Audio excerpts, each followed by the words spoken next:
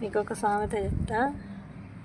మనిషి కడుపు నిండా తిన్నా కడుపులో నొప్పి వస్తుంది, తినకపోయినా నొప్పి వస్తుంది, ఎట్లనైనా నొప్పి వస్తుంది ఫ్రెండ్స్. మొక్క కూడా అంతే, నీళ్ళు ఎక్కువైనా సస్తుంది, నీళ్ళు అసలు లేకపోయినా సస్తుంది ఫ్రెండ్స్.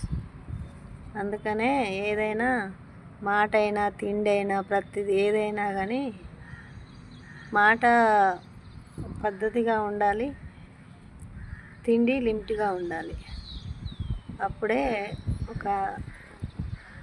దానికి ఒక అందం వస్తుంది ఫ్రెండ్స్. మొక్కకు కూడా లిమిట్గా నీళ్ళు ఉంటేనే అది పచ్చగా ఉంటుంది. అందుకనే చూడండి, నీళ్ళు ఎక్కువైనాయి, మొక్క చచ్చిపోతుంది. చూడండి, వర్షం బాగా వచ్చిందిగా, ఎట్లా చచ్చిపోతుంది, ఎట్లా అవుతున్నాయో. అందుకనే చూడండి ఫ్రెండ్స్, చూడండి ఎన్ని ఇట్లా అయినాయి చచ్చిపోవడానికి. చూడండి,